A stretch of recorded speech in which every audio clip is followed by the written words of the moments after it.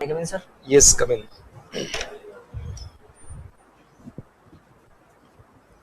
Good morning, sir. Good morning, Morning, sir. have sit. Thank you, sir. अपना परिचय दें, साक्षात्कार हम शुरू कर सके। नाम नहीं बताना आपको। जी सर। सर मेरी 10th जो है राजकीय उच्च माध्यमिक विद्यालय गांगला से हुई है और मेरी 12th है वो राजकीय उच्च माध्यमिक विद्यालय रायला से हुई है और उसके बाद मैंने ग्रेजुएशन महाराजा महाविद्यालय जयपुर से बीएससी बायोलॉजी में की है। उसके बाद 2019 से 21 के सेशन में बीएड राजस्थान विश्वविद्यालय से ही कंप्लीट की है। उसके बाद से मैं तैयारी कर रहा हूँ। ओके, आपकी हॉबी आपने टीचिंग करना बताया है, जी सर।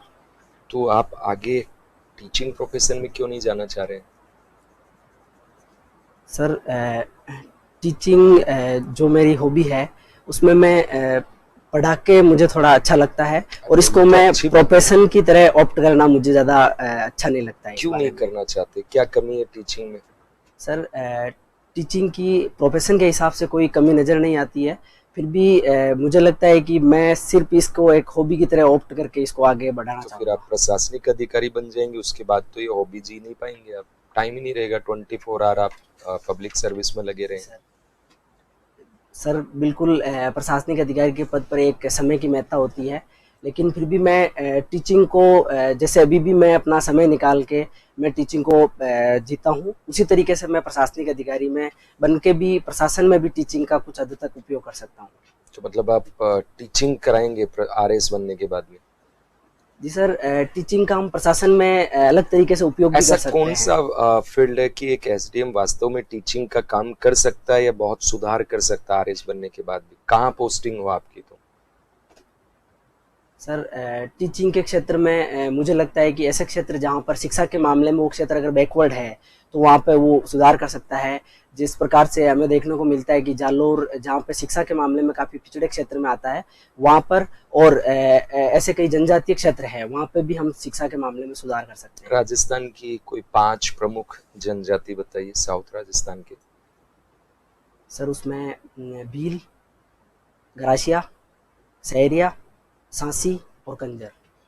टीएसपी, नॉन टीएसपी, तो ये टीएसपी का क्या है कंसेप्ट, कब आया, क्या इसके पीछे उद्देश्य है?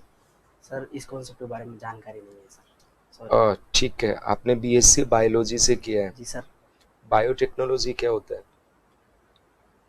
सर बायोटेक्नोलॉजी जो जैव प्रौद्योगिकी है उसमें हम जो मानव डीएनए होता है या फिर किसी भी जीव जंतुओं के डीएनए में वांछित परिवर्तन कराकर हम उनमें वांछित उत्पाद प्राप्त कर सकते हैं और उसके और भी कई क्षेत्रों में उपयोग हो सकते हैं। अभी कार्बन डेटिंग चर्चा में है, जी सर। आज हर अखबार के अंदर आया है जी इसका। सर।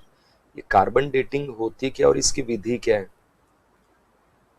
सर कार्बन डेटिंग एक विधि है, उसमें जो प्राणी और जीवों में जो carbon sorry sir radio active carbon जो C14 पाया जाता है उसमें जो उसका विघटन कार्बन का जो विघटन समय है उसका आकलन करके जो भी वस्तु है या फिर पदार्थ है उसका समय का आकलन किया जाता है ये कितनी पुरानी है। C14 का कंपेयर किससे करते हैं हम? सर एग्जैक्ट इस जानकारी नहीं है पर गेस करना चाहूँगा सर। यस। सर C12 के साथ किया जाता है। गुड। क्यों इसका करते हैं हम लोग दोनों का कंपेयर? सर जैसे कोई भी पदार्थ होता है जो एलिमेंट है उसमें कार्ब C12 भी पाया जाता है, उसमें कुछ मात्रा में C14 भी पाया जाता है और जब उसमें C12 का विघटन नहीं होता है जबकि C14 रेडियो एक्टिव होता है तो उसका विघटन होता है। तो जब विघटन होगा तो C12 का किसी प्रकार का विघटन नहीं होगा तो जब हम उसमें एक समय का आकलन कर सकते हैं कि कितनी वर्ष पुरानी हो सकती है ये ठीक है, वस्तु। कोई एलिमेंट रेडियो एक्टिव है या नहीं, कैसे पता चलेगा हमें? सर रेडियो एक्टिव एलिमेंट में उसमें एक प्रकार से तो हम उसमें रेडियो एक्टिव किरणें प्रसारित होती है, हम उसके माध्यम से पता लगा सकते हैं। ठीक है, और दूसरा उसमें एक वो स्थायी नहीं रहता है तत्व है, किसी भी माध्यम से किसी न किसी रूप में वो पाया जाता है किसी के साथ। नहीं, मतलब साइंटिफिक तरीके से बताओ आप मुझे एज ए सर इसमें मैं साइंटिस्ट। एग्जैक्ट नहीं रिकॉल नहीं कर पा रहा हूँ सर इसमें। अच्छा, चलिए कोई बात नहीं। आप भीलवाड़ा के रहने वाले हैं। जी सर। भीलवाड़ा को माना जाता है राजस्थान का ये कपड़ा उद्योग में जी सर। बहुत इम्पोर्टेंस इसका है, इसको राजस्थान का अहमदाबाद भी कह सकते हैं हम। जी सर। तो कौन कौन सी वहाँ प्रमुख कंपनियां हैं जो इस फील्ड में काम कर रही है, और क्या बड़ी चुनौतियां हैं कपड़ा उद्योग की राजस्थान में? सर टेक्सटाइल क्षेत्र में भीलवाड़ा में जो कुछ कंपनियां हैं जिसमें संगम इंडिया लिमिटेड और सर कुछ कंपनियां और हो सकती है सर इसमें। फेमस कौन सी है जो सबसे बड़ा है, जिसका निवेश सबसे ज्यादा है? सर इसके बारे में भी जानकारी। ठीक है, प्रॉब्लम क्या क्या है क्लॉथ इंडस्ट्री के? सर जो टेक्सटाइल की हम कमियों के बारे में देखते हैं तो पहली कमी है जैसे जहाँ पर कच्चा माल उत्पादित होता है वहीं पे उस इंडस्ट्री का नहीं हो पाता है। जैसे सूती वस्त्र उद्योग बनता है तो उसके लिए कपास उसके पास में अवेलेबल नहीं है, तो एक तो भीलवाड़ा ट्रांसपोर्टर के का पास खर्चा। तो चूंकि गुजरात है, साउथ राजस्थान है, महाराष्ट्र है, जी सर। तो यहाँ तो ज्यादा डिस्टेंस नहीं है कॉटन का, और भीलवाड़ा में भी प्रोडक्शन होता है। हाँ सर, कुछ मात्रा में कपास का भीलवाड़ा में उत्पादन होता है, दूसरा, लेकिन हमारे जितनी। राज्य के अंदर जैसे ऊंट का है, भेड़ वगैरह है, इनका वूलन भी अच्छा मिल जाता है। जी सर, लेकिन सॉरी सर, पर कुछ मात्रा में कच्चा माल जितनी इंडस्ट्री वहाँ पर उतनी मात्रा में है उतनी मात्रा में कच्चा माल नहीं मिल पाता है। दूसरी सर समस्या आती है कि वहाँ पे जो माल उत्पादित हो जाता है उनको मार्केटिंग उपलब्ध कराना एक चुनौतीपूर्ण कार्य है। कि जैसे कोई भी कपड़ा वहाँ पर बन रहा है तो उसको बेचने के लिए एक स्थल उपलब्ध होना जरूरी है। आप जैसा एक उत्साही ऑफिसर अगर मान लीजिए चयनित होता है जी सर। और भीलवाड़ा के अंदर आपको लगाया जाता है, विशेष करके आपको जिम्मेदारी दी जाती है कि आप भीलवाड़ा का टेक्सटाइल इंडस्ट्री उसमें रिफॉर्म करो, जी सर। तो सबसे मेन आप किस सेक्टर में सरकार को सुधार करने के लिए सुझाव देंगे? कोई 2-3 पॉइंट बताइए बिंदुवार। सर मेरा पहला क्षेत्र इस बारे में ये हो सकता है कि जो भीलवाड़ा में एक शुष्क बंदरगाह कार्यरत है, जो ऐसा सुनने में आता है कि वो उतना कार्यरत स्थिति में नहीं या फिर बंद भी रहता है किसी स्थिति में। एक तो उसमें जो भी समस्याएं आ रही है वो बंद पड़ा है तो उसको चालू करवाने की स्थिति हो सकती है। और अगर ट्रांसपोर्टेशन में, परिवहन में प्रशासनिक तौर पर कई समस्याएं आती है, जैसे वहाँ पे ट्रैफिक समस्याएं रह सकती है। भीलवाड़ा में एनएच कौन कौन सा जाता है? सर भीलवाड़ा में एक तो NH 148 है और एक NH 148D है और एक NH 758 है। ठीक है, तो इसका मतलब एनएच तो है वहाँ पे। जी सर। रेलवे कनेक्टिविटी भी है? रेलवे कनेक्टिविटी भी है सर। एयर कनेक्टिविटी है या नहीं? एयर कनेक्टिविटी सर एक वहाँ पर हमीरगढ़ नाम का स्थान है, वहाँ पर एक हवाई पट्टी है। और पोर्ट कनेक्टिविटी आपने कहा ड्राई पोर्ट है ही वहाँ पोर्ट पे, है सर। तो फिर ये तो प्रॉब्लम नहीं है वहाँ, क्योंकि भीलवाड़ा अहमदाबाद और दिल्ली के बीच में आता है। जी सर। तो लगभग कनेक्टिविटी तो ठीक है। अच्छा, ड्राई पोर्ट होता क्या है? क्योंकि पोर्ट नॉर्मली होता है उसके लिए पानी चाहिए, जी सर। ड्राई पोर्ट का कंसेप्ट क्या है? सर ड्राई पोर्ट के कॉन्सेप्ट में वहाँ पर जो एक ऐसा खाली स्थान हो सकता है और उस पे जितने भी ट्रांसपोर्टेशन के लिए सामान उपलब्ध है उनको एक जो जलीय बंदरगाह है वहाँ तक पहुँचाने के लिए उपलब्ध होता है वो। आपकी रुचि के अनुसार आप टीचिंग में ज्यादा काम करेंगे। पीएम श्री स्कूल लॉन्च हो रहे हैं अभी। जी सर। क्या है ये? सर थोड़ा करंट के बारे में अभी अपडेट नहीं हो सर। अच्छा, नेशनल एजुकेशन पॉलिसी की बड़ी कोई 5 नई चीजें बताओ जो पहले नहीं थी और अब होंगी। जी सर। एक तो नेशनल एजुकेशन पॉलिसी में सबसे बड़ा तो है अपना एजुकेशन सिस्टम में जो ढांचागत परिवर्तन है उसमें किया जा रहा है, और उसमें भी 5334 के कॉन्सेप्ट पे उसको लागू किया जा रहा है। इनका नाम क्या क्या रखा गया है? जैसे पहले को फंडामेंटल या एलिमेंट्री एजुकेशन नाम दिया गया, सेकंड? सर ये भी एग्जैक्ट नहीं बताया। ठीक है, दूसरा? और दूसरे परिवर्तन में त्रिभाषा फॉर्मूला लागू किया जाने के विचार है, जिसमें प्रारंभिक स्तर पर इसमें मातृभाषा में शिक्षा प्रदान की जाएगी और जो माध्यमिक स्तर है वहाँ तक इंग्लिश और हिंदी में शिक्षा दी जाएगी और उच्च शिक्षा इंग्लिश में प्रदान की जाएगी। ऐसा कहा है कि हायर एजुकेशन इंग्लिश में प्रदान की जाएगी? सर उस त्रिभाषा फॉर्मूले में मुझे लगता है कि शायद, जहाँ तक मैं रिकॉल कर पा रहा हूँ, है सर। अच्छा, तीसरा बड़ा चेंज क्या होगा? तीसरा चेंज सर एक तो एक्टिविटी बेस्ड लर्निंग को बढ़ावा दिया जा रहा है, जिसमें प्रारंभिक स्तर पर ऐसा माना जाता है कि बच्चे एक्टिविटी बेस्ड करके ज़्यादा सीखते हैं, तो उसको बढ़ावा देने के प्रयास किए जा रहे हैं। और चौथा परिवर्तन उच्च शिक्षा में जो रिसर्च है उसको बढ़ाने के प्रयास है। इसके लिए कोई ऑर्गेनाइजेशनल ढांचा इसमें बनाया गया है? जी सर, उसमें सर एक परिषदों का गठन किया गया है। NRF बनेगा, उसका नाम क्या है? सर, लेकिन मैं नाम रिकॉल नहीं कर पा रहा हूँ सर अभी। चलिए ठीक है सर। आपका गृह जिला भीलवाड़ा है। जी सर। कोरोना काल के अंदर भीलवाड़ा जो मॉडल जो था वो अन्य जिलों से भिन्न कैसे था, कुछ बताएं। जी सर, भीलवाड़ा मॉडल जो उस समय तत्कालीन भीलवाड़ा जिला कलेक्टर है उन्होंने लागू किया था, और उसमें जो मुख्य बिंदु थे, उसमें जो अन्य जिलों से जो उसको अलग करती थी, उसमें उसकी सीमाओं को उन्होंने तत्काल प्रभाव से बंद किया था। ठीक है। जिसकी वजह से जो संक्रमित लोग हैं वो भीलवाड़ा जिले में प्रवेश नहीं करें, जिसकी वजह से भीलवाड़ा में शुरुआती जो कोरोना केसेज मिले थे उसमें ज्यादा इंक्रीज नहीं हो। ठीक है। वर्तमान में कोरोना के संबंध में कोई टीकों का जो कुछ जो प्रचलन जो चल रहा है, उसमें भी कौन से टीके लगाए जा रहे हैं, कौन सी डोज अभी लगाई जा रही है, उसकी अंतिम तिथि क्या है, और जो नागरिकों को कुछ पैसा वगैरह पे करना होगा या फ्री ऑफ कॉस्ट है? सर, टीकों के बारे में जो मैं अभी देख पा रहा हूँ उसमें एक तो कोवैक्सीन है, कोविशील्ड है, और एक मॉडर्ना टीका भी है सर इसमें, और बाकी अभी क्या नागरिकों को जो तीसरा जो टीका लगाना जो है वो जरूरी हो गया है क्या, अगर डॉक्टरी भाषा में इसको देखें, या कुछ प्रिवेंटिव मेजर्स उसके अंदर है? सर, अभी तक अनिवार्य नहीं किया है उसको कि अनिवार्यतः सभी को लगाना है, उसमें सरकार के द्वारा प्रोवाइड करवाया जा रहा है, और ऐच्छिक रूप से सभी के पास उपलब्ध है कि आप इच्छा से उसको लगा सकते हो। अभी हाल ही में जो है लंपी वायरस काफी चर्चा में रहा है, केंद्र सरकार के द्वारा कौन सी ऐसी दवाई मुहैया कराई गई है और इसको रोकथाम किया जा रहा है उसमें? सर, दवाई केंद्र सरकार के द्वारा जो उपलब्ध कराई गई है उसके बारे में मैं एग्जैक्ट नहीं, ऊपर आपकी अनुमति हो तो मैं गेस करना चाहूँगा सर। सर, इसमें गोट पॉक्स वैक्सीन है जो उपलब्ध करवाई जा रही है, और जो सभी पशुओं को लगाई जा रही है। ठीक है। भीलवाड़ा में पेयजल की समस्या काफी रहती है। जयपुर से एक ट्रेन यहाँ से जाती है गर्मियों के दौरान, इसके अलावा पेयजल की आपूर्ति भीलवाड़ा में कौन से बांध से की जाती है? सर, इसके अलावा पेयजल का जो अन्य साधन है, दो साधन और मैं रिकॉल कर सकता हूँ उसमें। एक तो कोठारी नदी के ऊपर मेजा बांध बना हुआ है, उस मेजा बांध से भीलवाड़ा में पानी की सप्लाई होती है, और दूसरा जो है अभी चंबल नदी प्रोजेक्ट के माध्यम से भीलवाड़ा में हर घर जल तक पानी पहुंचाया जा रहा है। ओके। जल जीवन मिशन जो है वो 2024 तक पूरा होने वाला है। राजस्थान के संदर्भ में बात करें तो सब घरों के अंदर पानी पहुंचा दिया गया है अभी? सर, पूर्ण रूप से सभी घरों तक हर घर जल पानी नहीं पहुंचा पाए हैं, लेकिन राजस्थान की प्रोग्रेस है वो काफी अच्छी है इसमें, जिसमें हर संभव प्रयास राजस्थान सरकार के द्वारा और ग्राम पंचायत स्तर पर भी काफी प्रयास किए जा रहे हैं, जिसमें हर घर जल तक पानी पहुंचाने के हैं। भीलवाड़ा में खनिजों की क्या स्थिति है, और कौन सा राजस्व जो है वो सबसे ज्यादा कौन से खनिज से होता है?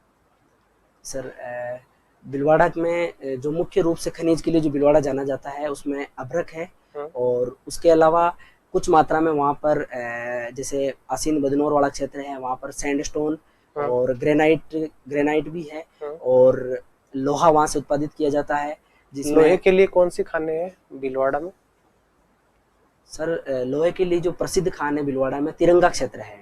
ठीक है। तिरंगे के पास में एक और बनी हुई है खान, कौन सी है वो? तिरंगे के पास वाले क्षेत्र के बारे में जानकारी। ठीक है। आप ये बताइए, खनिज से संबंधित ही सिलिकोसिस नीति 2000 कौन से 2000 में आई है, कुछ पता? 2019 में आई है। 2019 में आई है। उसके मुझे 4 प्रावधान बताएं सर, कि इसमें जो है वो पीड़ित जो परिवार है उसको पेंशन कितनी मिलती है, अगर वो पुनर्वास के लिए किसी और जगह पे जाता है तो उसको क्या मिलता है, और मरने पे उसके अंत्येष्टि में उसको कितने रुपए मिलता है?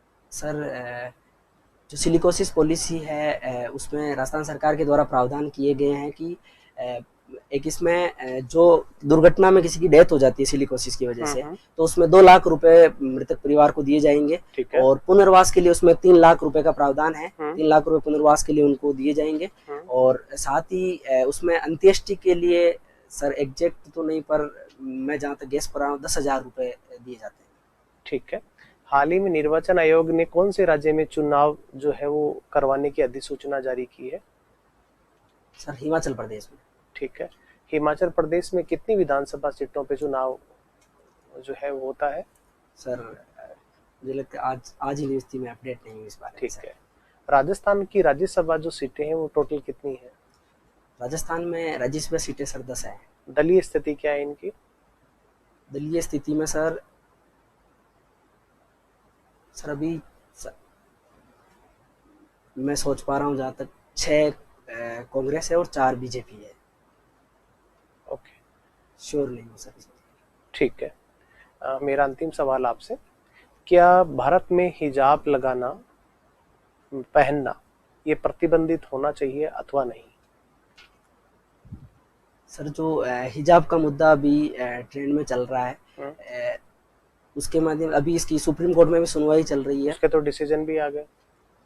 डिसीजन में सर अगर ऐसा देखा जाए कि एक तो हम इसको दो पार्ट में बांट सकते हैं, जिसमें एक संस्थान में हो सकता है और दूसरा हम सामाजिक तौर पे देख सकते हैं। अगर जो संस्थान शैक्षणिक संस्थान है उसमें सुप्रीम कोर्ट का भी ये मानना है कि शैक्षणिक संस्थाओं में ये शैक्षणिक संस्थानों पर निर्भर है कि वो अपनी पॉलिसी किस प्रकार से निर्भर करे, वो उनको अलाउ करेगी। हाई कोर्ट का जो निर्णय है यथावत रखा गया है, इसको डिसमिस कर दिया गया।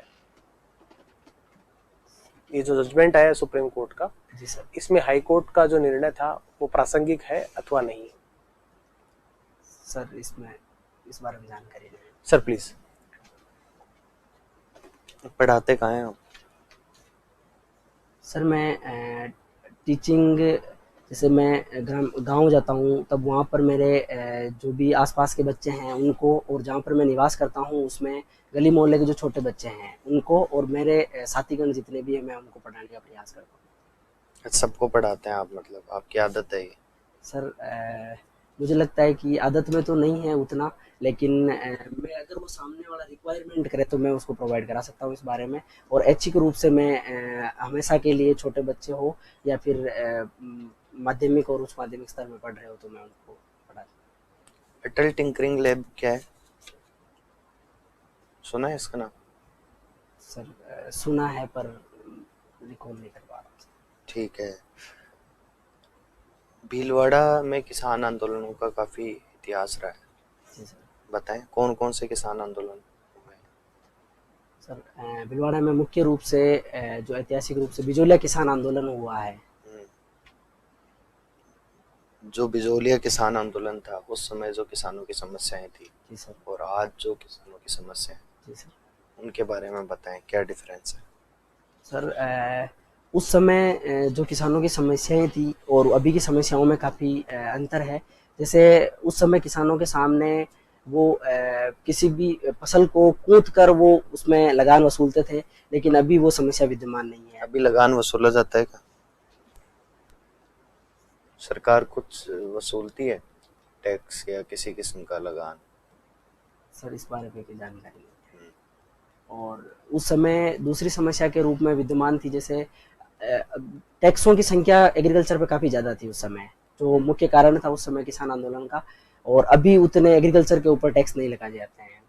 और उस समय किसानों का कृषि करने के लिए बाध्य भी किया जाता था, और बाध्य करने के साथ साथ उन पर जैसे सर रिकॉल नहीं कर पा रहा हूँ, पर वो समस्याएं आज काफ़ी इतनी नहीं है विद्यमान। भूमि का मालिक कौन होता था तब और आज कौन है?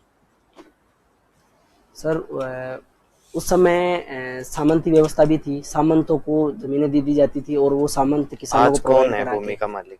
क्या किसान भूमि का मालिक है? सर किसान सरकार भूमि के मालिक है, लेकिन किसानों को वो एक लीज के टाइप पे दे दी जाती है पट्टों के माध्यम से। लंपी डिजीज कौन से वायरस की वजह से होती है? सर जो इसमें लंपी वायरस में लंपी स्किन डिजीज है उसमें वायरस प्रभावित कर रहा है, वो कैप्रीपॉक्स वायरस है। वो कौन से उसका थोड़ा वो फैमिली बताओ। सर फैमिली के बारे में? अच्छा चलो कोई बात नहीं। न्यूज़पेपर पढ़ रहे हैं आप? जी सर। कौन सा न्यूज़पेपर पढ़ते हैं? सर मैं आप पढ़ते हैं क्या? इतना सोच क्यों रहे हैं? सर राजस्थान पत्रिका और ये तो फ्रैक्शन ऑफ सेकंड में आंसर आना चाहिए। जी sir. Yes sir. Rajasthan Patrika और दैनिक भास्कर, दोनों के एडिटर बताओ। सर राजस्थान पत्रिका के श्री गुलाब कोठारी और श्री एलपी पंत है, वो दैनिक भास्कर के हैं। अच्छा, रूस और यूक्रेन वॉर चल रहा है। जी सर। ठीक है, भारत की अर्थव्यवस्था पर उसके क्या प्रभाव देखने को मिले?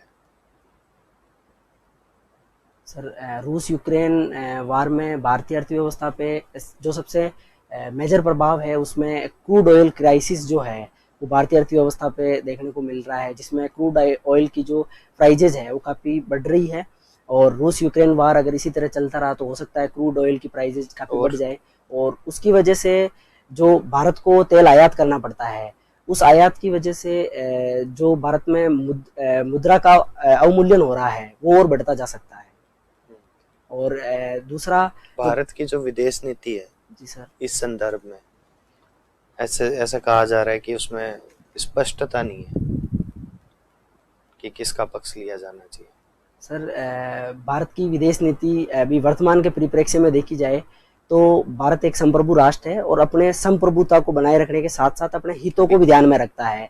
उसमें वो वैश्विक दृष्टि से जितने भी देश है उनके साथ अपने रिलेशंस को मेजर करने के लिए वो कई देश है जिनके साथ में अपने हित, जैसे अमेरिका के साथ में अच्छे हित है तो अमेरिका के साथ स्टैंड ले सकता है, जबकि रशिया के साथ भी भारत के अगर हित अच्छे हैं तो रशिया का स्टैंड भी लेता दिखता है। तो आप एक बात बताइए जी सर, कि हम पंचशील सिद्धांतों का समर्थन करते हैं, जी सर, शांतिपूर्ण सहअस्तित्व का समर्थन करते हैं, युद्ध का विरोध करते हैं हम सामान्यतः, लेकिन क्या आपको ऐसा नहीं लगता कि कहीं ना कहीं अब इन सिद्धांतों को हमने छोड़ दिया है और केवल हम अपने क्षुद्र राष्ट्रीय हित है उनके कारण रूस के एग्रेशन का पूरी तरह विरोध नहीं कर पा रहे?